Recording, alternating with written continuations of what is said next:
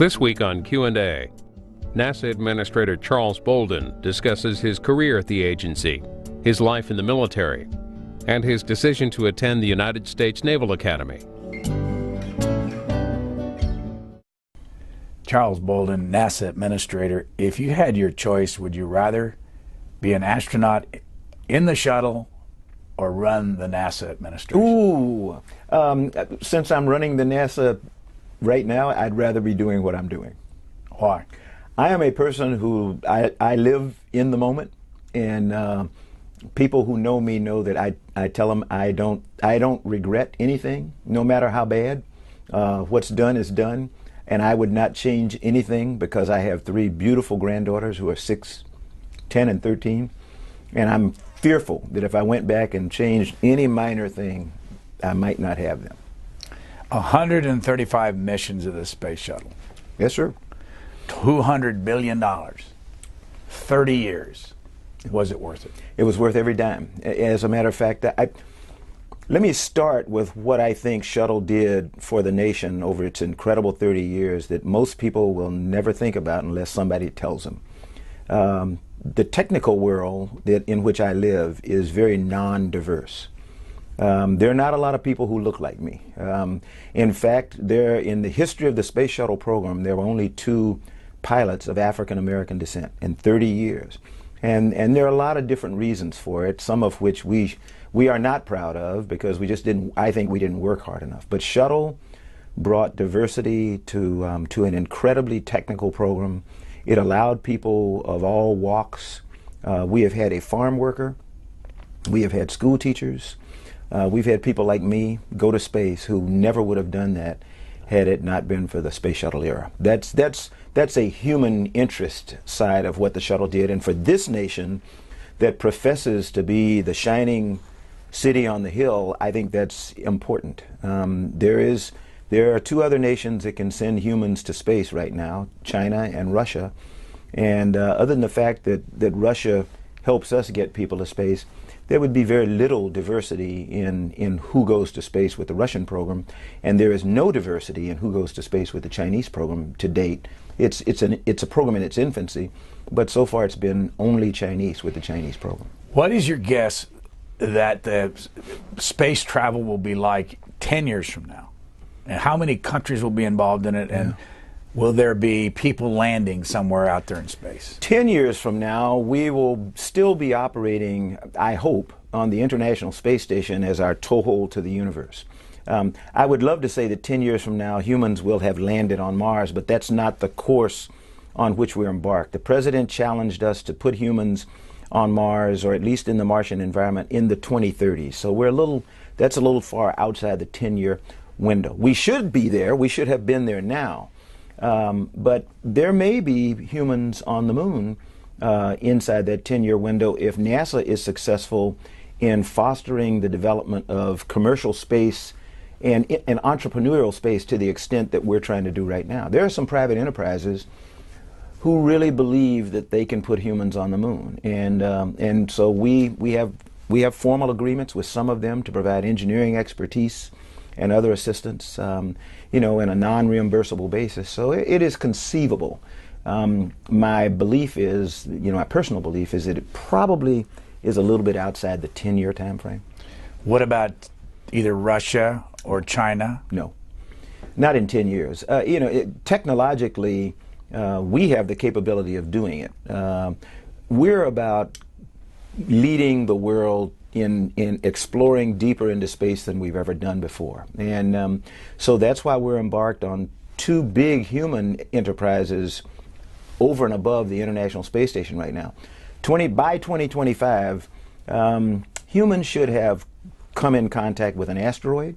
They'll be in some people call it cislunar, some people call it translunar, but they'll be in an orbit around the moon, around our moon, but interacting with an asteroid if we're successful in a new asteroid strategy that we've been working on for several decades now, but we formally introduced as a part of the President's 2014 budget.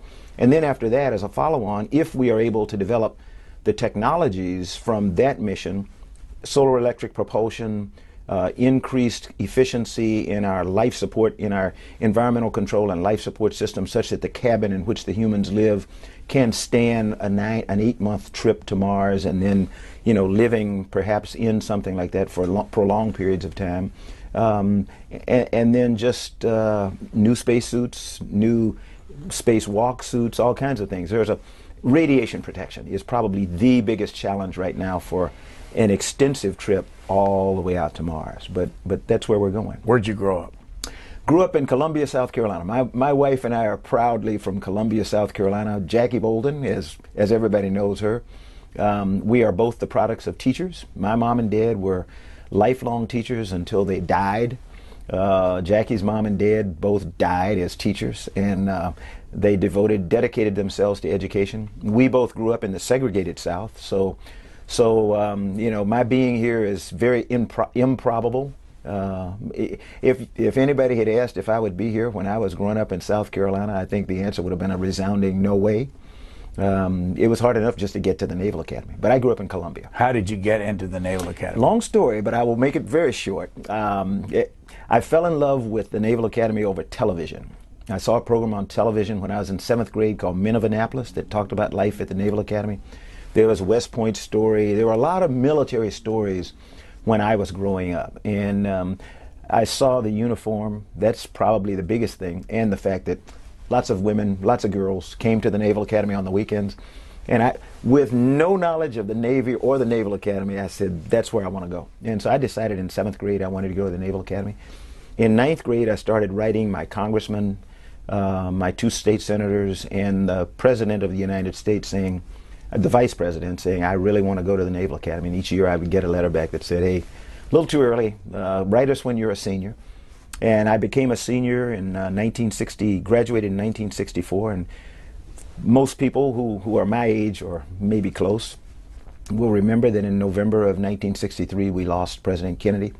I had been writing ever since he became Vice President, and Lyndon Johnson. He became President, and I was no longer eligible for an appointment from him, so I wrote one more letter to the President and said, I know you can't help, or I'm not eligible, but I need help. I can't get an appointment out of South Carolina. Can you do something? Never heard from him, but about a week later, a Navy recruiter showed up at my front door, and said, hey, I understand you're interested in going to the Naval Academy. A couple of months after that, a retired federal judge by the name of Judge Bennett traveled around the country at the behest of President Johnson, looking for young men of color who were interested in going to the service academies. And so between Judge Bennett and the Navy recruiters, I got an appointment through Congressman William Dawson from Chicago, Illinois, to the Naval Academy. So who was an African American? He was African American. He was an Army veteran, and never met him. He's long gone now, but I never had an opportunity to meet the person who was the congressman in South Carolina? South Carolina? Well, Olin D. Johnston and Strom Thurmond were my 2 state senators, two U.S. senators, and Albert Watson was the congressman. And in each case, they all responded. Strom Thurmond said, I can't. He was the most honest. He said, politically infeasible to do this, and because of color. Because of color at that time. Olin Johnston offered to consider me for an appointment to the Merchant Marine Academy, and I wasn't interested in that. And I just never heard anything from Congressman Albert Watson. My mother, to her dying day, believes that Strom Thurmond played a role in getting me into the Naval Academy, because every single milestone in my life until he died, I would get a note from Strom Thurmond. Go back to, you said the uniform attracted you, but... Oh, yeah. But, you know what I'm going to say, you go to the academy and you switch your uniform. I sure did. To United States Marine. I knew 2 things when I graduated from high school. 2. That's all I knew.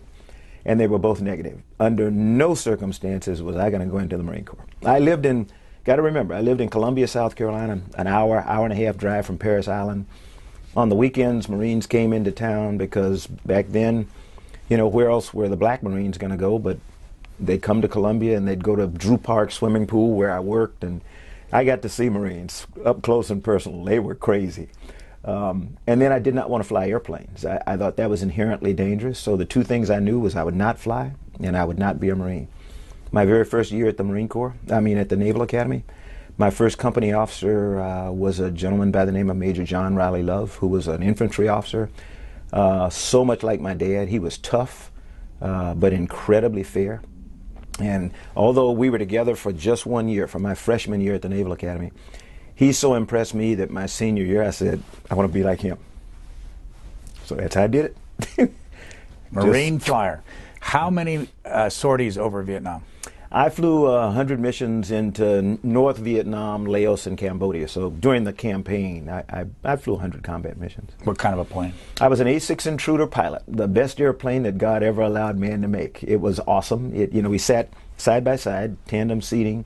It was an attack aircraft, so no supersonic flying, no fighter flying. All we did was deliver weapons to a target on the ground. And most of my flying was done over North Vietnam, and they were generally night, low-level interdiction missions, single plane.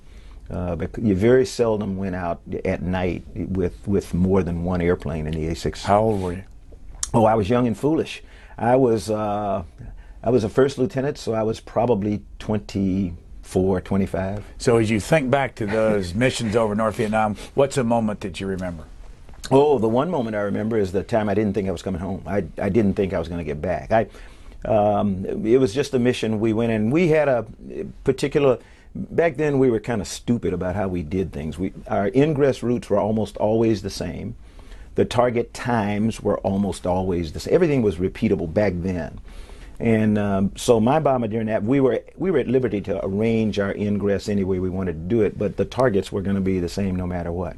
And there was one area, an area called Quang Ki Bridge, that was in the southern portion of North Vietnam. And every time you went in there, they knew you were coming, they knew what time you were coming, and they started shooting even before you got there. And this particular night, the fire was incredibly intense, and we were inbound to the target, and there's stuff all around, and you knew that the worst thing to do would be to try to turn around and go out because you're going to spend that much more time in it. So we just pressed on to the target. We were about 500 feet above the ground, so you knew that they couldn't see you, that they were depending on sound, and probably not picked up on radar.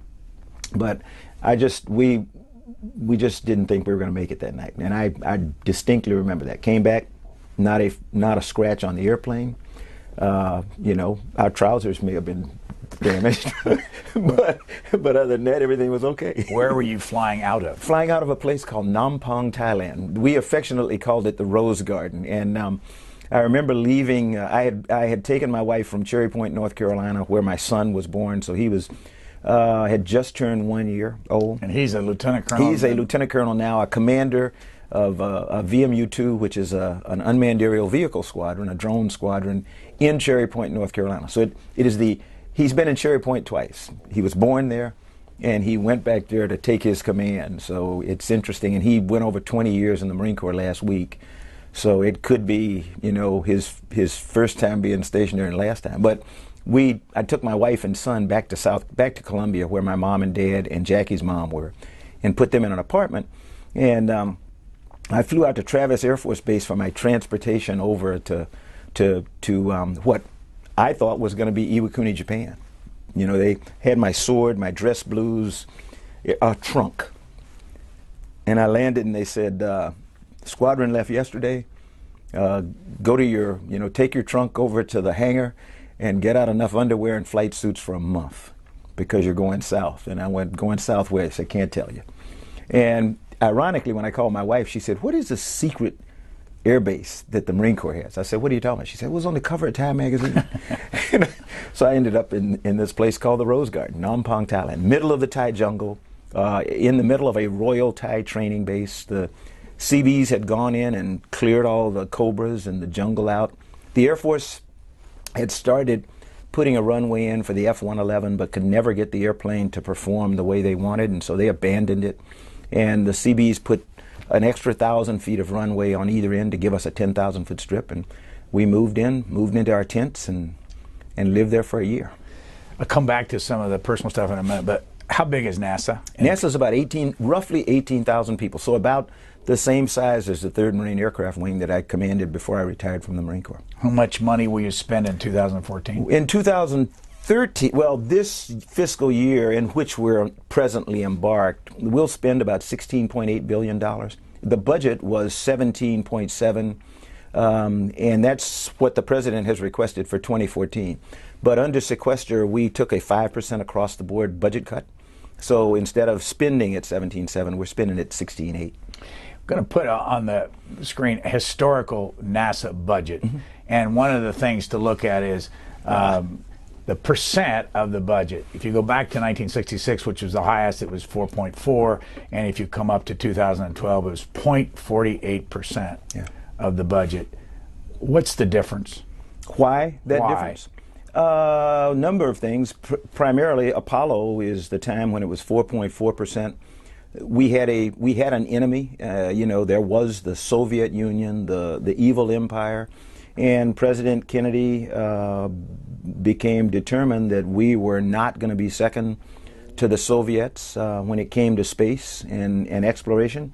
And it's historic now. He uttered the challenge to NASA to put man on the moon before the end of the decade and bring him safely home. And so that's where that $4.4 billion came. And then it's a gradual ramp down from the Apollo era to where we are today.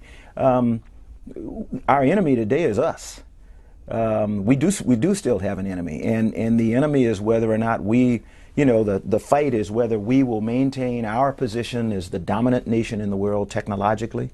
The President talks about it all the time. You know, the nation that out-innovates, out-educates, and out-builds will be the leader in the world. And we're still out-innovating. We're not out-building anybody right now.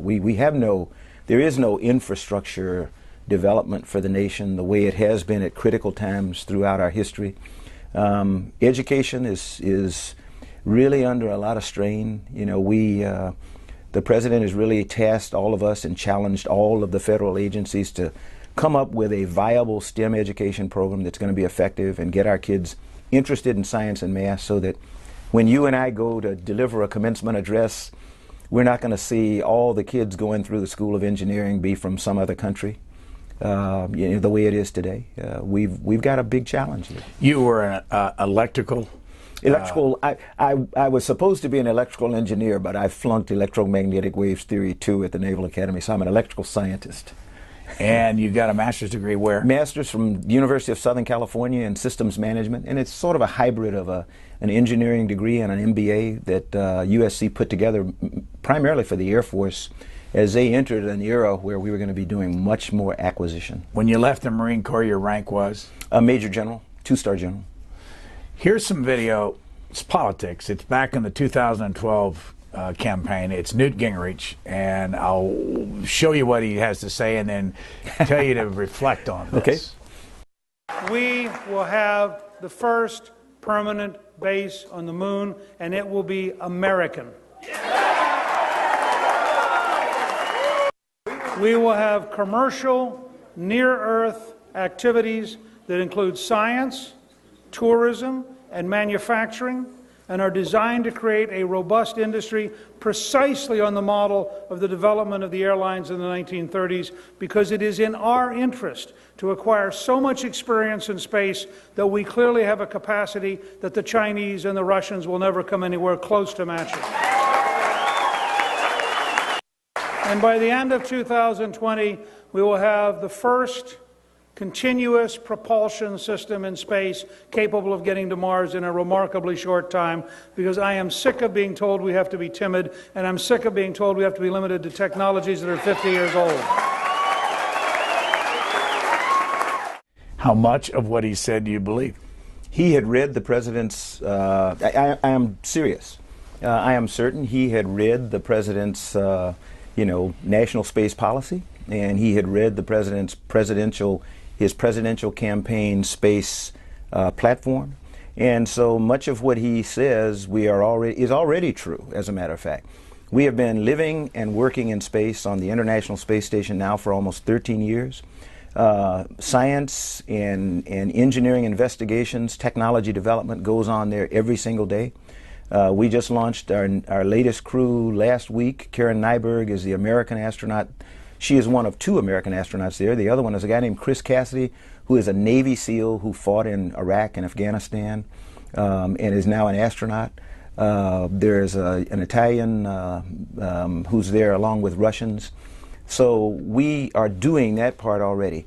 We provide commercial transportation for cargo through SpaceX, which is an entrepreneurial company. It's not private company, not a big business, not a large industry provider, traditional provider. We have a second company called Orbital Sciences from right here in Dulles, Virginia, that launched their Antares rocket a little bit more than a month ago out of Wallops Island.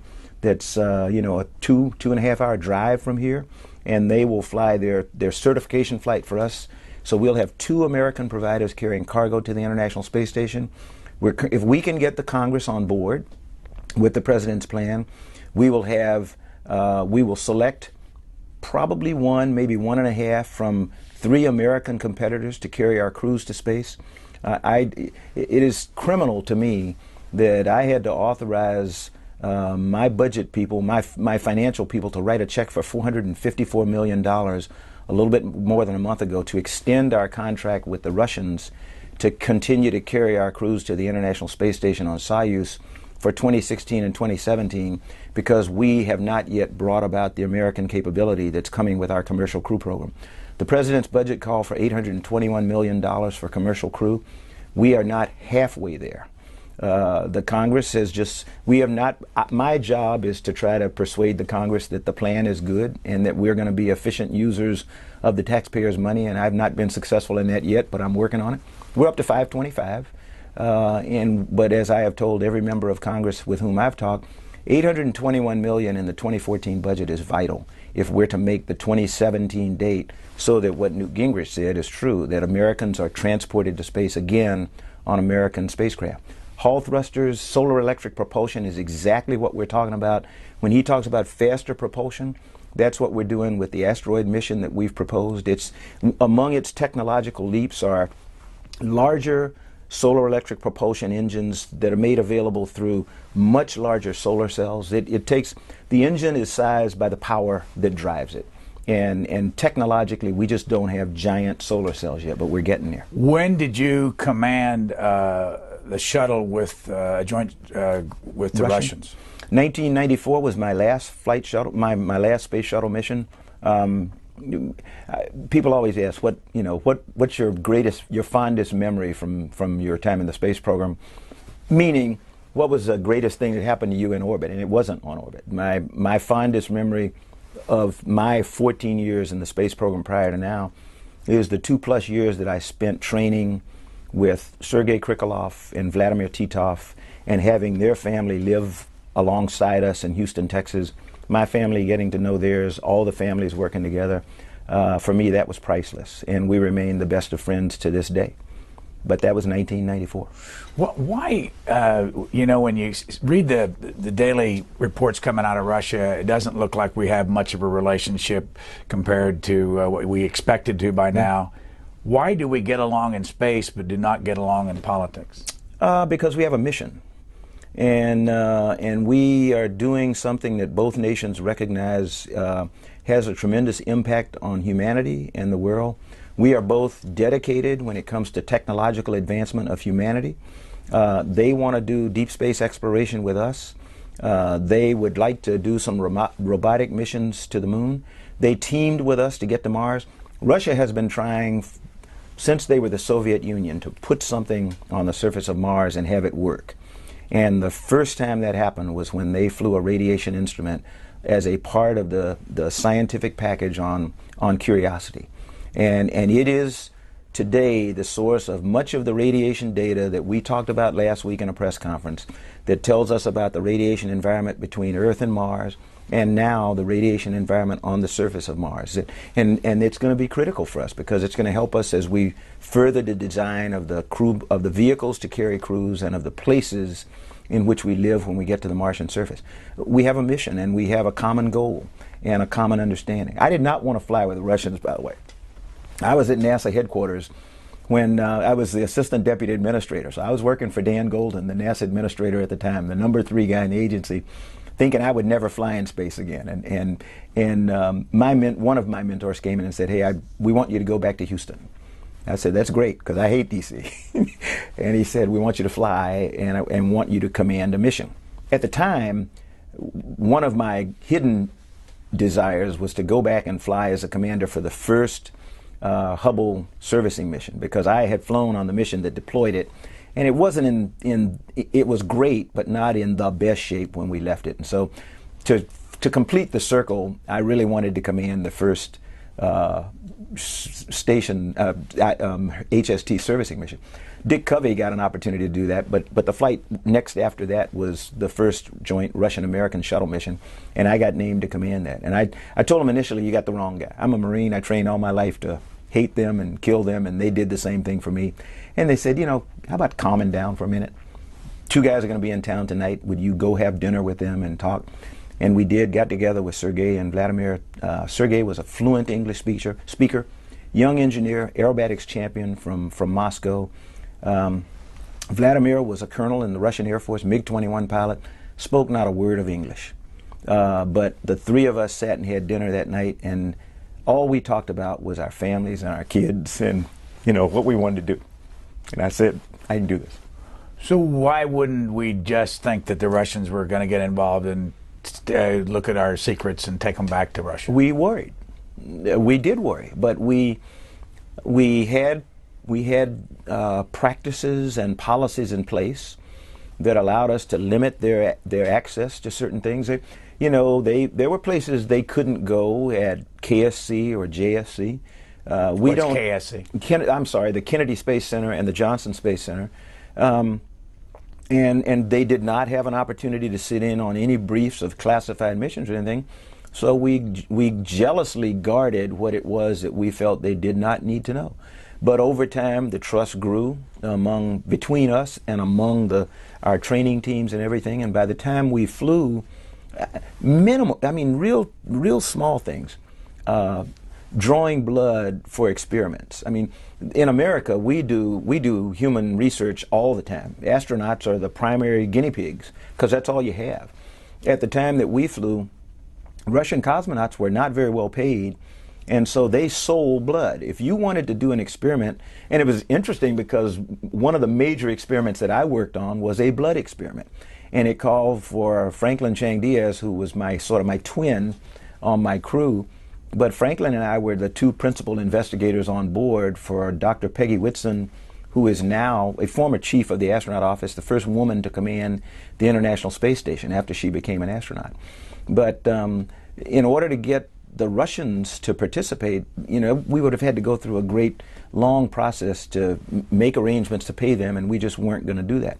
Today, when I go to conferences with the Russians, like something called the International Space Medicine Summit that was held in Houston a couple of weeks back, they talk about the importance of exchange of data. We want to bring Russians out of the Russian segment of the International Space Station into the U.S. segment. We want to make it truly one space station the way it should be. And we're really working hard to do that. What about the Chinese? I am prohibited by law from working on a bilateral respect with the Chinese, and that's... why is that? Well, because the Congress, the President and President Hu, when he made an agreement between the U.S. and China to do what's called a joint committee in many areas. And I went to China as a part of that agreement to see their human spaceflight program, but some members of Congress did not appreciate that, so they put it into the law. They wrote it into the Appropriations Act that forbade NASA from doing bilateral relations with China, which is okay for right now. We are busy, and we are embarked on working with all of our other international partners on a future, which is exploration, which is going to Mars, going to an asteroid, doing those kinds of things. Explain this, though. We let the Chinese buy $1 trillion of our debt, but we can't work with them in space? This will come in time. I'm only I've been the NASA administrator for 4 years, and the President has given me a very challenging agenda of things to do. And I happen to love the president, the person for whom I work, and I am dedicated to make sure that NASA fulfills what the Congress and the president ask us to do. And for right now, that's trying, in human spaceflight, it's trying to develop a mission that will allow us to put humans with an asteroid by 2025 and get on to Mars in the 2030s. In the science arena, it is to continue to lead the world in science exploration and development. The Hubble Space Telescope, the James Webb Space Telescope, missions on the way to Jupiter, to Pluto. We have missions on the way to almost every planet in the solar system, or operating around almost every planet in the solar system, and planning for those that may not have been visited so far. What is then the source of the fact that you differ with the Obama administration? There's been a lot, as you know, written about that. Where I don't know. I read all the time, and I will tell you one thing I do. I don't tweet, and so I don't pay any attention to whatever's out there about whatever these disagreements are. I read blogs every once in a while if somebody refers me to it. I have the best job in the world right now. I run the space agency. I run the world's greatest space agency with the world's greatest set of scientists, engineers, administrative support personnel, you name it. We're the best place to work in government. I don't have time to deal with things over which I have no control. I can't control critics. There are far too many people in this country who do not like the president and will never accept him. That's their problem, not mine. I like him. I work for him. His ideas are big ideas. He is looking to make this country, to continue to have this country sustain its position as the foremost, the dominant nation in the world in terms of technology and everything. Should the shuttle have been shut down? Oh, yes. It should have been gone before we were able to do it. We just were not able to do it. And the reason had nothing to do with safety. A lot of people say, well, it was unsafe. Not true. The last few flights we flew were flawless. And it's because, in fact, we spent as much time on development of things and looking at safety issues for the very last flight as we had done for the first flight, probably more. But we could not explore. The president knew that if we wanted to go beyond low Earth orbit, we could not continue to pour $2 billion a year into just maintaining the shuttle. So we had to phase shuttle out. It was really important for this nation to utilize the capabilities that we have in our industry and allow industry to do, it's not routine, but it's the best word I can use. Routine access to low Earth orbit is the business of industry, commercial enterprises, and entrepreneurship. We have equipped the nation's industry to do that. We work with them. They know how to do it very well, as demonstrated by SpaceX, soon to be demonstrated by Orbital. And we've got 3 incredible companies, Boeing, Sierra Nevada, SpaceX, that are vying to become the nation's first commercial provider for transportation for crew. So that's where we're replacing the shuttle. That's all shuttle could do, was access to low Earth orbit. We couldn't explore from it. We had to get into another vehicle once you got to low Earth orbit. And so now we're embarked on development of the heavy lift launch vehicle, multi-purpose crew vehicle Orion, to get crews to an asteroid, to Mars, to more distant places in our universe. And that's what we ought to be about. How many astronauts are on the space station right now? Right now there are 6. And as I mentioned before, 2 of the 6 are American.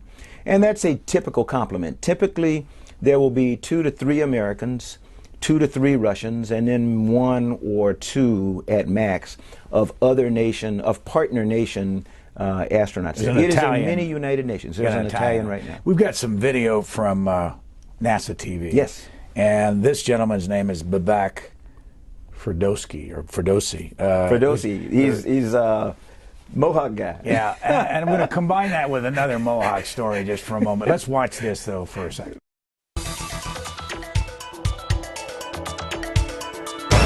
Hi, I'm Babak Ferdowsi, Flight Director on the Mars Science Lab Curiosity mission, and I'm back with another rover report. This past week on Mars, we did a SAM atmospheric sample, which is basically like taking a deep breath on Mars and smelling for chemicals. We also did a drive, the beginning of our road trip, basically. Along the drive, you'll see our tracks on Mars. Hello, this is Charlie Bolden, NASA Administrator, speaking to you via the broadcast capabilities of the Curiosity rover, which is now... We also had 2 firsts on Mars this week. First, we played back an audio file from Administrator Charles Bolden, congratulating the team. That was the first time an audio file has been played back from Mars. Roll the song. Here we go. Mars might be far, but baby, it ain't really that far.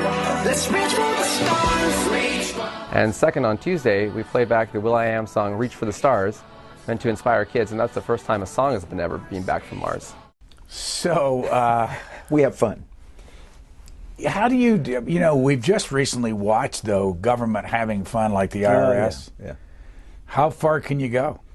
How far can you go and have fun? Yeah, And in stay other out words, of trouble? and stay out of trouble, yeah. You have to be very reasonable and measured in what you do. You have to make sure that the fun you're having is clearly related to the job you're trying to do. Our job is to inspire young people and to inspire today's generation. It is generally done through the arts, not through science. Science is incredibly exciting and important, but there are probably half the kids out there who will one day be rocket scientists who don't know that they like science today. They love music. And so will.i.am, who is a fanatic for robotics, will.i.am was present for the Mars rover, for the Curiosity Mars Science Laboratory launch at the Kennedy Space Center back in November, more than a year ago. And he was at JPL in Pasadena, California for the landing. And his dream was to, he said, you know, you guys aren't cool. And I want to help. And I said, okay, what do you want to do? He said, I want to write a song.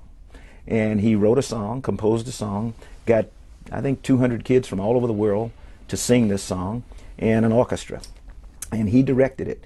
And we beamed it up to Curiosity, and the day after I think it was the day after I beamed the message down, thanking the team, we played Reach for the Stars from Mars. It went viral over YouTube. That's the way we communicate today. That's fun, and that's what I think anyone who wants to argue with me about whether or not that's wise expenditure of the taxpayers' money, I'll take that argument. You know, a lot of that comes for no cost. For us to put something on YouTube today, everybody uploads stuff to YouTube.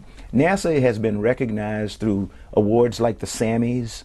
We're recognized as one of the most innovative agencies of the government, and we're very proud of that. When you innovate, when you allow your workers to do things out of the ordinary. Mohawk guy, I mean, just think about it. How many, in the Apollo era, would you have seen a Mohawk guy, you think? Not likely. You mentioned the Sammys. NASA has had a television network for years that the taxpayers have paid for. Unlike every other agency of government, now Pentagon has one called the Pentagon Channel. Has NASA had an unfair advantage in selling what they do by having a television network? Quite the contrary. If you look at NASA's communication, if you look at our budget, I defy anyone to find the line item for communications. David Weaver, who's my director of communications, one of the things I promised him when he agreed to come to work for us was he would not have to go around town with a tin cup. I haven't been able to do that yet. David goes from directorate to directorate begging for money to help tell their story. So our communications department put on the video that you just saw, but that was with funds that the directorates, the Science Mission Directorate, for example, had designated as an amount of money for education and public outreach. And so that is an example of what I call a very wise expenditure of the taxpayers' funds. But you could also say, though, that that's a clever way of hiding the communications. I mean, there are people who believe that. And if you wanted NASA not to communicate its story, if you wanted us not to talk about the great discoveries that we do, then theoretically, you know, somebody could take away all funds and prohibit us from ever broadcasting anything about what we do and say, you must rely on commercial television to do that. You were involved in Kuwait? I was. I lived in Kuwait for a year.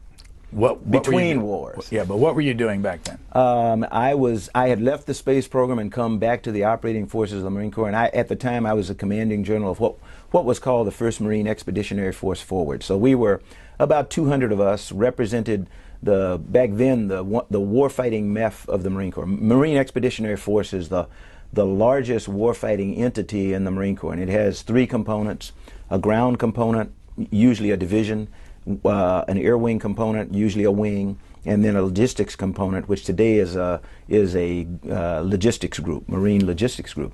And so I had representatives from those 3 components with me living and working in Kuwait in case Saddam Hussein kind of went berserk or something. And we were the forward force that would prepare for everybody else to flow in. When was your last day in the Marine Corps? My last official day in the Marine Corps was the 1st of January 2003. That's the day of my retirement. What did you do? But I'm still a Marine. And weren't you slated to go into the NASA as the #2 guy back in the Bush administration? I was nominated. What happened to that? I don't even talk about it. That's something that's water under the bridge. The president withdrew the nomination under pressure, I think. So I don't know. What kind of pressure? I have no idea, and I don't ask questions. I have heard so many stories that it came from Secretary Rumsfeld, who did not, because we were about to embark in, if you remember, this was post 9/11, and I was told that Secretary Rumsfeld felt that he couldn't justify sending an active duty general officer back to a civilian agency. And does it work? Does what work? Putting a military man in a civilian agency. I mean, they clearly made NASA non-military. Well, we've had 2 administrators, only 2, who have been. I'm not active duty, but Dick Truly was. I think he was active duty when he first came in as the NASA administrator. And Sean O'Keefe was the Secretary of the Navy. Sean O'Keefe had been the acting Secretary of the Navy. But I think if you have a person who is qualified, it makes no difference what their background is. I think I'm qualified for this job. Whether I am or not, historians will have to tell. I love my work. I think my people enjoy working for me. I try to make my job is to facilitate their success, to make them the #1 place to work in government. So one thing I've done is make them the best place to work, or I've allowed them to make us the best place to work in government. You mentioned Chris Cassidy earlier, having been in Iraq and Afghanistan. Yeah. How do you, and he's an astronaut now. Where is he now? He is on the International Space Station. He's a SEAL. He's a Navy SEAL. How does that happen? Well, he wanted to be an astronaut. Probably, I haven't talked to Chris about whether this was a lifelong dream of his. We have at one time, about half of our astronauts were active duty military, and they come from all walks of life and from all over the military. I mean, I was a military test pilot when I applied for the space program, and I was picked up. And I went all the way through my 14-year career on loan to NASA from the Marine Corps. NASA reimbursed for my salary, but the Marine Corps, they let me go for 14 years, and then I went back. So you say the International Space Station has been up there 13 years. What's it do?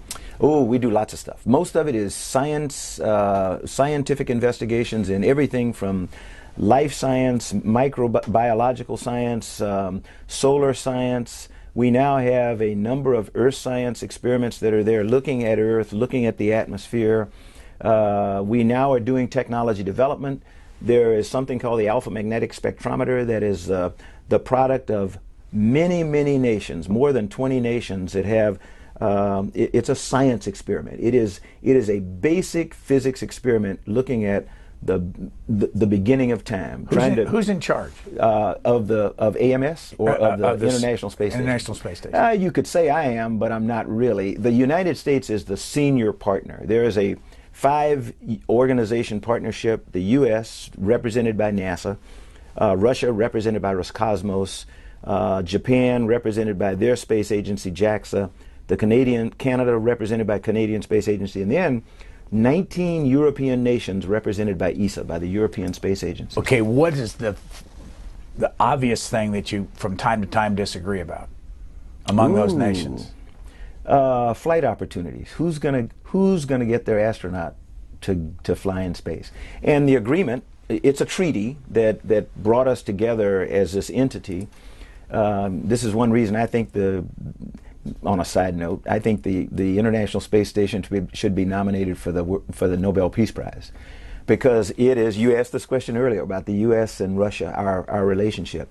The International Space Station is a working relationship, a conglomeration of in excess of 20 nations around the world, everyone wanting to do what they want to do, everyone wanting an opportunity to fly their astronaut in space. But there are agreements in the treaty, and one of them is that flight opportunities come with donations to the station. So as nations, there is no exchange of funds except between us and Russia.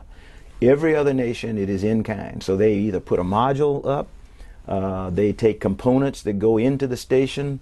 And the more they contribute, the more opportunities they have to fly an astronaut. So, because the U.S. is the dominant provider of supplies and funds and everything else, we pay for the transportation for all of our international partners. So why are we paying Russia $450 million? Because in the beginning, at the time, it was, when we started thinking about this, it was still the Soviet Union. When we started thinking about things, we flew Apollo Soyuz. When the original agreement was signed, Soyuz? Soyuz is the Russians' equivalent of shuttle. It carries 3 people at a time, and it is their human-rated spacecraft. And they don't change. They use the same thing over and over. So Soyuz has been around since the beginning of time. Have you ever been in one? I've never flown in one. No, I have not. But they're small. It's a 3-person capsule, smaller than an Apollo capsule, really. And that's the way we get our astronauts back and forth to space. What is going to be critically important about having American commercial capability is it takes us 2 Soyuz flights to get a complete crew to the International Space Station. All of our commercial partners are developing 7 crew capabilities. So it's their 2 pilots plus 7 passengers that they can carry up. So we can get a complete complement to the station plus 1 more science, investigator with the American capability that we'll have. I want to show some more video because we're talking about Chris Cassidy. Yeah. This is not serious, as you've probably seen this. But, you talked about the guy with the mohawk. Let's watch Chris Cassidy in space. I'm going to go out on a limb here and give the full-on Luca Parmitano look for the hatch opening ceremony. So please join me to Chris's barbershop. Okay, so here's how we cut hair in space. We have the standard hair trimmer, but the hair would go all over the place. So we need to connect it to our vacuum cleaner, which is right here. And now we're ready to cut hair.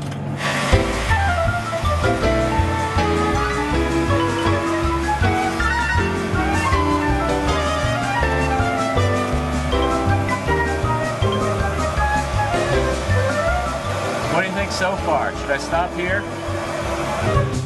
Well, that's pretty close to what Luca has going on, but it's not quite the full Parmitano look. That's completely smooth on the top. So I still have one more step to do.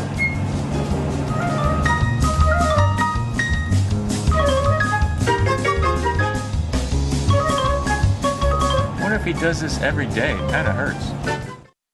Luca's the Italian He is. who is on the space station right now. Yes. Does that kind of thing come from that? Is that his idea to do That's that? totally Chris's idea. I am told that people have always accused Chris of he and Luca looking a little bit alike.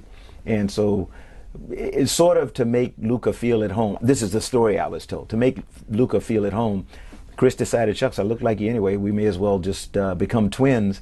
And so he decided he would do that. How long do they stay up there at a time? They're there for 6 months at a time, but they'll overlap. So Luca coming up now is about halfway through Chris's tenure. Chris came up halfway through Chris Hadfield's tenure. Chris Hadfield was the Canadian who became an international sensation because of his guitar playing and his outreach to students through the downlinks into classrooms and everything else. So Chris will go home about halfway through Luca's tenure on the International Space Now, Station. you said earlier you don't look back and you think that the job you have now is the best, but talk about the flying. We have some video of you over the 4 trips that you took on the space shuttle. Which shuttles were you on? I was on 3 of the. I was on Columbia, my very first flight. This is, you can comment on this. That's probably on Columbia with now Senator Bill Nelson, as a matter of fact. That was my very first flight into space. It was the flight immediately prior to Challenger. We lost Challenger 10 days after this landing. My second and fourth flights were on Discovery, and the second one was when we deployed the Hubble Space Telescope. Discovery, the last time, was the first joint Russian-American mission. And then my third flight, which was the first time I was actually the commander on a mission, that's the Hubble crew right there with Dr. Kathy Sullivan, who's now the acting NOAA administrator and was America's first woman to walk in space. That's me on the treadmill. Everybody says, it is absurd that I am wearing a headband as if I'm keeping sweat from running down into my eyes. Gravity is overcome, so sweat just goes all over everywhere. But it looked good. This is me, I think, on my third flight, the first time I was actually a commander, and this was on Atlantis, on what we call America's first mission to planet Earth. This is Steve Hawley and me deploying the Hubble Space Telescope on the second flight. Absolutely incredible. You know, Hubble was huge, or is huge. 25,000 pounds, weighs nothing in space, filled up the payload bay. Very complicated the mission turned out to be, and that's pre-launch on Hubble. You'll notice that on this, you didn't see us pre-launch on my first flight, but back on my first flight, all we wore was a regular old flight suit and a helmet. And then post-Challenger, we went to wearing the launch and entry suit, feeling that it would, if we had another Challenger type accident, it would allow the crew at least some time, because that suit becomes a cocoon if you lose pressure in the cabin. It becomes like a small spacesuit. But that's what we did. So after both the Challenger and Columbia, and we lost all the astronauts, what did that do? For me, personally, or for the nation? Just for you. I mean, what was your reaction? I was, Columbia was devastating in and of itself, because I had been on the vehicle, but... Was that 86? That was, no, that was 2003. In fact, I had just... Challenger was 86. Challenger was 86. Yeah. That one was truly devastating, because I had actually trained with Krista McAuliffe and Greg Jarvis. We had made a switch in crews, I want to say about 6 months out. My first crew was the teacher in space flight. And then we switched to take a member of Congress. It turned out to be then Congressman Bill Nelson and Bob Sinker from RCA, because we flew a classified payload, a camera, an infrared imaging camera that Bob was the expert on. So, but to lose Challenger 10 days after we had come back, and the most spectacular time in my life at that time, to just go to the bottom. You couldn't go much farther. But I decided in a few nanoseconds that this was what I wanted to do, and I should be doing it, and dedicated myself to staying around. Did you feel different the next time you went up? By the time I flew on the Hubble mission, we had had a number of flights, and I had gotten myself back to the frame of mind where you don't worry about, you know, your own personal safety. You're really focused on the mission and what you're supposed to do. Hubble was the perfect second mission for me to follow on to Challenger, because we did not know, we had no clue how significant Hubble was going to be. We had no idea that it was going to change humanity's total understanding of our universe. How did it do that? It has revolutionized our understanding of the universe. It has rewritten textbooks, because a lot of things, even Einstein's, several of Einstein's theories, some it has substantiated, others it has said, oh, he wasn't exactly right. Just the issue of the universe expanding or contracting, Hubble has put definition on that. It allows us to see almost to the beginning of time, and so I'm not sure many people comprehended what Hubble was going to do in terms of opening up our horizons of understanding of our universe. We still don't know anything, by the way, but we know a heck of a lot more than we would have known had we not had Hubble. How many astronauts are currently active? In America, I want to say we have about 60 some odd. We're about to announce, probably early this coming week, next week, we'll announce the selection of 8 brand new astronauts who I am hoping that people will be very happy to see, because it's a new breed of cat. You know, I would never have made it with this group. Incredibly sharp individuals, every one of them, and I think people will be, anybody who knows anything about space and stuff will be really happy. With only the space station having astronauts on it, what do those 60 do? Oh, they are overworked. We have people in training for space station continually, and the difficult thing about training for station today is that going up on the Soyuz spacecraft, they have to be qualified to be crew members on Soyuz, because the American is almost always the flight engineer. So it means they have to, 3 things they have to do today that I didn't have to do. They have to be fluent in Russian, because they have to be able to read the instruments in Soyuz, and they have to be able to communicate with the Russian Mission Control in Moscow doing the launch up and coming back down. They have to be proficient in robotic operations, whether it's the International Space Station mechanical arm or the Japanese arm, and then everybody has to be able to do a spacewalk. When I was in the program, pilots, not only did you not get an opportunity to do it, you were prohibited from doing a spacewalk because there were only 2 pilots on board, and we didn't want to run the risk of losing a pilot or having a pilot incapacitated because of the bends or some of the other risks that went along with spacewalk. Today, every astronaut has to be available to do a spacewalk on the International Space Station. So real different from when I was there. So if you meet those little kids out there, which I'm sure you do from time to time, do you think there'll be more opportunities or less in the future? Far more. And the reason there will be far more, shuttle was one giant leap because it went from the space program, at least the astronaut program, being all white males, 5'10" test pilots. I didn't look like any of them. Mae Jemison didn't look like any of them. Kathy Sullivan didn't look like any of them. Sally Ride didn't look like any of them. It went to allowing people like that to fly in space, and in groups of 7. One time we had an 8-person crew. So it increased the number of people flying per time.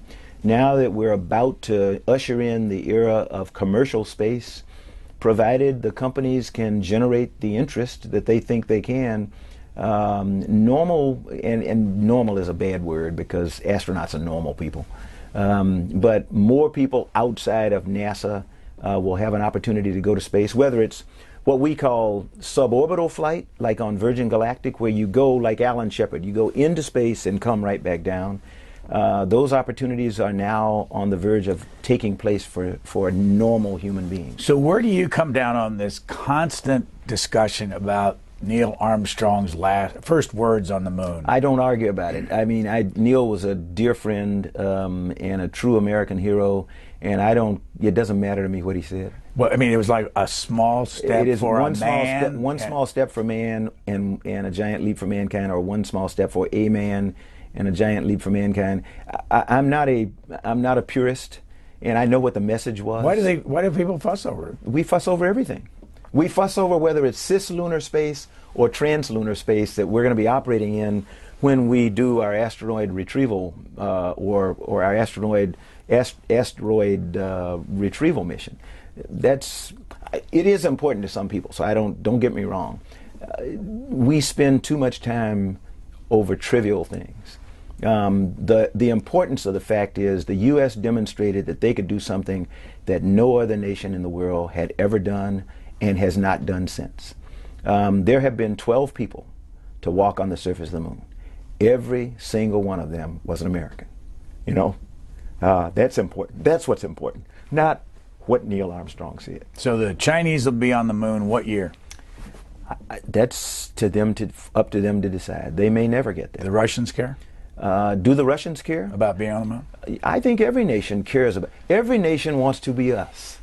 It is hard, sometimes I sound arrogant when I say every nation, every other space agency head wants to be in my place.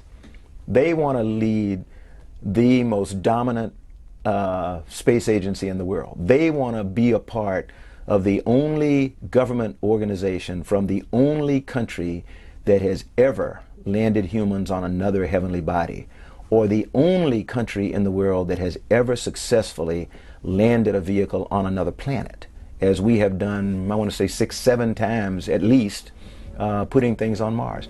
No one else has ever. The Russians landed a vehicle on Mars and we never heard from it.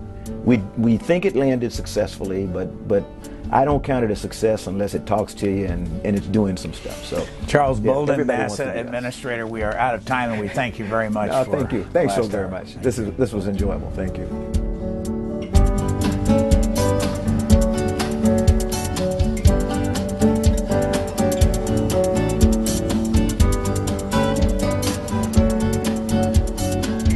For a DVD copy of this program, call 1-877-662-7726. For free transcripts or to give us your comments about this program, visit us at qna.org.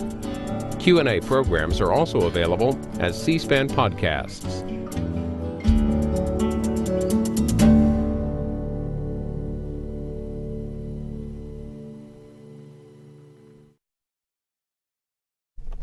Next, British Prime Minister David Cameron takes question. It was worth every dime. As a matter of fact, let me start with what I think Shuttle did for the nation over its incredible 30 years that most people will never think about unless somebody tells them. The technical world in which I live is very non-diverse. There are not a lot of people who look like me. In fact, in the history of the Space Shuttle program, there were only 2 pilots of African American descent in 30 years. And there are a lot of different reasons for it, some of which we are not proud of because I think we didn't work hard enough. But Shuttle brought diversity to an incredibly technical program. It allowed people of all walks. We have had a farm worker. We have had school teachers. We've had people like me go to space who never would have done that had it not been for the Space Shuttle era. That's a human interest side of what the shuttle did. And for this nation that professes to be the shining city on the hill, I think that's important. There are 2 other nations that can send humans to space right now, China and Russia, extent that we're trying to do right now. There are some private enterprises who really believe that they can put humans on the moon. And so we have formal agreements with some of them to provide engineering expertise and other assistance, in a non-reimbursable basis. So it is conceivable. My belief is, my personal belief is that it probably is a little bit outside the 10-year time frame. What about either Russia or China? No, not in 10 years. Technologically, we have the capability of doing it. We're about leading the world in exploring deeper into space than we've ever done before. And so that's why we're embarked on 2 big human enterprises over and above the International Space Station right now. By 2025, humans should have come in contact with an asteroid. They'll be in some people call it cislunar, some people call it translunar, but they'll be in an orbit around the moon, around our moon, but interacting with an asteroid if we're successful in a new asteroid strategy.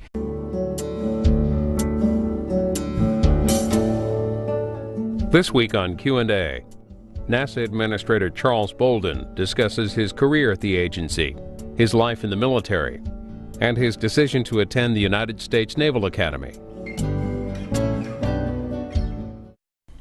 Charles Bolden, NASA Administrator, if you had your choice, would you rather be an astronaut in the shuttle or run the NASA administration? Ooh, since I'm running the NASA right now, I'd rather be doing what I'm doing. Why? I am a person who, I live in the moment, and people who know me know that I tell them I don't regret anything, no matter how bad. What's done is done, and I would not change anything because I have 3 beautiful granddaughters who are 6, 10, and 13, and I'm fearful that if I went back and changed any minor thing, I might not have them. 135 missions of the space shuttle. Yes, sir. $200 billion. 30 years. Was it worth it? And other than the fact that Russia helps us get people to space, there would be very little diversity in who goes to space with the Russian program, and there is no diversity in who goes to space with the Chinese program to date. It's a program in its infancy, but so far it's been only Chinese with the Chinese program. What is your guess that the space travel will be like 10 years from now? And how many countries will be involved in it? And will there be people landing somewhere out there in space? 10 years from now, we will still be operating, I hope, on the International Space Station as our toehold to the universe. I would love to say that 10 years from now, humans will have landed on Mars, but that's not the course on which we're embarked. The President challenged us to put humans on Mars, or at least in the Martian environment, in the 2030s. So that's a little far outside the 10-year window. We should be there. We should have been there now. But there may be humans on the moon inside that 10-year window if NASA is successful in fostering the development of commercial space and entrepreneurial space that we've been working on for several decades now, but we formally introduced as a part of the President's 2014 budget. And then after that, as a follow-on, if we are able to develop the technologies from that mission solar electric propulsion, increased efficiency in our life support, in our environmental control and life support system, such that the cabin in which the humans live can stand an 8-month trip to Mars, and then, you know, living perhaps in something like that for prolonged periods of time. And then just new spacesuits, new spacewalk suits, all kinds of things. There's a radiation protection is probably the biggest challenge right now for an extensive trip all the way out to Mars. But that's where we're going. Where'd you grow up? Grew up in Columbia, South Carolina. My wife and I are proudly from Columbia, South Carolina. Jackie Bolden, as everybody knows her. We are both the products of teachers. My mom and dad were lifelong teachers until they died. Jackie's mom and dad both died as teachers, and they dedicated themselves to education. We both grew up in the segregated South, so